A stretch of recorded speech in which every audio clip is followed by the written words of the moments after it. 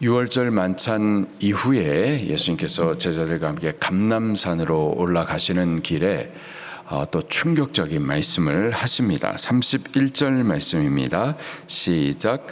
그때에 예수께서 제자들에게 이르시되 오늘 밤에 너희가 다 나를 버리리라. 기록된 바 내가 목자를 치리니 양의 떼가 흩어지리라 하였느니라. 아멘. 6월절 식사 자리에서도 충격적인 말씀을 하셨었죠. 예수님의 제자 중 한 사람이 예수님을 팔 것이다 라는 말씀을 하셨었어요. 그 말씀을 들었었을 때 제자들이 근심을 했었습니다. 그러면서 예수님, 나는 아니죠. 설마 내가 예수님을 팔까요? 나는 아니죠. 나는 아닐 거라고 그렇게 확신들을 했었어요. 근데 감람산으로 가시는 길에 또 충격적인 말씀이 너희들 중에 한 사람이 아니라 너희들 모두가 나를 팔 것이다, 이런 말씀을 하신 거죠. 31절 중반에 보니까 그 말씀을 하시면서 구약성경 스가랴 13장 말씀을 인용을 하세요. 내가 목자를 치리니 양의 떼가 흩어지리라 하였느니라. 하나님께서 목자를 치는 일을 허락하심으로 인하여서 그 양의 떼가, 여기서 말하는 양의 떼는 제자들을 말하죠.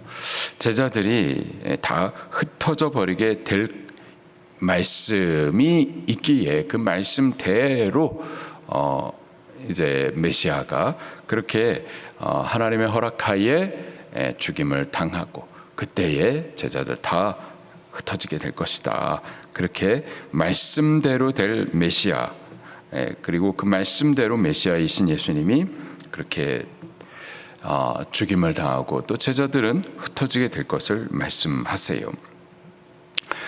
예수님은 그렇게 고난도 당하시고 또 철저히 외로움도 당하시고 또 배반과 버려짐을 당하셔야만 합니다. 그게 속죄 사역 가운데 포함되어 있는 예언된 모든 말씀들이에요.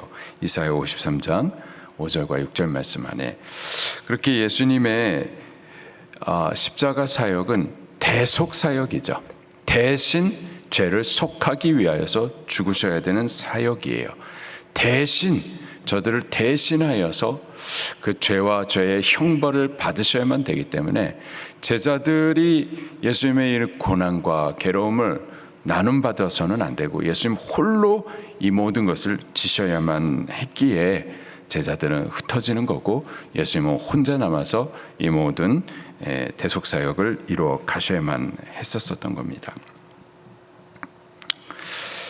여기 제자들은 예수님을 따르지만은 위기의 상황이 되니까는 예수님을 다 배신하고 또 믿음도 버리죠. 이런 그들이 예수님을 도와서 그 대속의 사역을 이루지는 못하는 겁니다. 오히려 저들의 예수님을 배반하고 믿음을 버리는 이러한 연약함까지도 예수님께서 담당하셔야만 했었던 거죠. 그렇게 예수님께서 너희가 다 나를 버릴 것이다 라고 말씀하실 때에 전에는 근심하면서 나는 아니죠 했는데 베드로를 중심으로 해가지고 절대 그럴 일은 없을 겁니다. 예수님 절대 예수님을 배반하지 않을 겁니다. 내가 차라리 죽을지언정 예수님을 따르겠습니다. 그렇게 충성을 고백을 합니다. 허풍은 아니고요. 중심의 말이었을 거예요. 절대 예수님을 따르지 않을 겁니다. 베드로가 그렇게 말을 하자 예수님의 나머지 제자들 모두가 같은 말을 합니다. 35절 말씀입니다. 시작.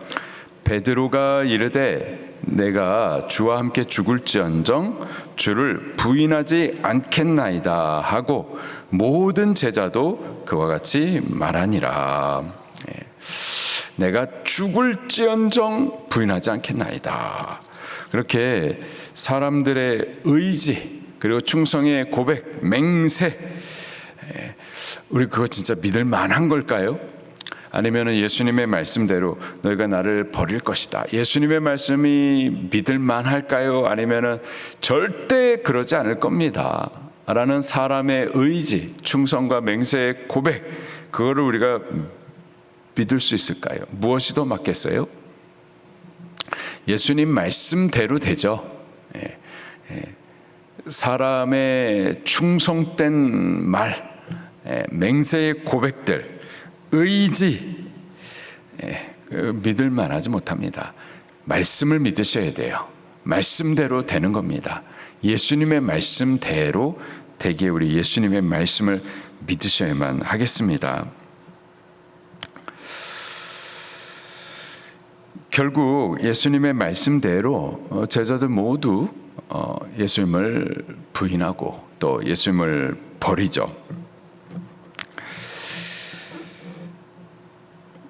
예수님은 이렇게 제자들이 당신을 배반하고 또 믿음을 버릴 것을 말씀을 하시지만 또 동시에 실패할 저들을 먼저 찾아가 주시고 또 저들을 회복해 주실 것도 약속을 하십니다. 32절 말씀을 같이 또 보겠습니다. 시작. 그러나 내가 살아난 후에 너희보다 먼저 갈릴리로 가리라. 아멘. 그러나 내가 살아난 후에, 예수님께서는 분명히 대속 사역을 위하여서 십자가에서 죽으실 거예요. 죄값이 사망이기 때문에 우리들의 죄를 짊어지시고 죄값을 지불하시기 위해서 십자가에서 피 흘려 죽으실 겁니다. 그러나 그것이 끝이 아니라 죽음의 권세를 이기시고 반드시 살아나실 거예요. 살아나심으로 우리 대속의 사역을 완성해 주실 겁니다. 그 이후에 어떻게 할 건가? 그 이후에 내가 너희보다 먼저 갈릴리로 갈 것이다. 가서 너희를 만나 줄 것이다. 갈릴리는 여기 제자들을 예수님께서 처음 만나시고 사명을 위해서 불러내셨던 장소이죠. 사명을 위해서 예루살렘에 있어야 되는데, 그런데 다시 갈릴리로 이 제자들이 흩어질 거예요. 옛 생활로 돌아갈 거예요. 그렇게 사명 버리고 또 침륜에 빠져서 옛 생활로 돌아갈 그 제자들, 근데 예수님께서 먼저 갈릴리로 가셔가지고 그들을 만나 주시고 그리고 다시 손 내밀어 주시고 일으켜 주셔서 사명하게 하실 그 회복의 약속을 말씀을 하시죠. 항상 하나님께서 먼저 우리를 찾아오세요. 내가 먼저 갈릴리로 가리라 하신 것처럼 항상 하나님이 먼저 우리를 찾아오십니다. 아담이 범죄한 이후에 그 죄로 인하여서 나무 뒤에 숨어 있었었죠. 그때에도 하나님께서 먼저 그 죄인을 찾으셨습니다. 아담아, 아담아, 어디 있느냐? 하나님이 먼저 죄인을 찾아오셔서 그들을 부르시고 또 범죄하여서 하나님의 영광을 다 빼앗겨버리고 부끄러운 모습으로 있는 그들을 위하여서 가죽옷을 옷 입혀 주셨죠. 죄인 스스로는 하나님 앞에 절대 먼저 나오지 못합니다. 하나님께서 먼저 우리를 찾아주시고 우리를 불러주시고 손 내밀어 주시고 일으켜 주시고 다시 회복해 주실 때 우리가 그 은혜로 인하여서 하나님 앞에 서게 되는 거죠. 요한복음 1장 11절에도 범죄한 죄인들, 그래서 어둠 가운데 있는 우리들을 빛 대신 예수님께서 먼저 찾아와 주셨어요. 우리가 그분을 영접하지 않았는데도 불구하고 그분이 먼저 우리를 찾아와 주셔서 어둠 가운데 있는, 사망 가운데 있는 우리들에게 빛으로, 생명으로 그렇게 다시 일으켜 주시죠. 세 번이나 예수님을 모른다고 부인하고 또 배반하고 믿음과 사명을 버리는 제자들, 그들의 모습이 사실 우리들입니다. 우리가 그렇게 자주 넘어지고 또 실패해요. 그게 우리입니다. 우리는 스스로 의롭지 못하고 우리 안에 선함이 없어요. 주를 사랑한다라고 하는데 그런데 언제든지 위기의 상황이 되면은 또 주님을 부인하는 게 우리예요. 우리는 절대 주님을 버리지 않겠습니다. 충성을 고백하기도 하는데 그런데 우리 안에 선한 의지나 우리의 고백이나 맹세가 항상 실패로 끝나는데 그런 우리에게 예수님께서 먼저 손 내밀어 주십니다. 지금도 주께서 먼저 우리를 찾아와 주시고 다시 기회 주심을 믿으시기를 바랍니다. 이게 복음이에요.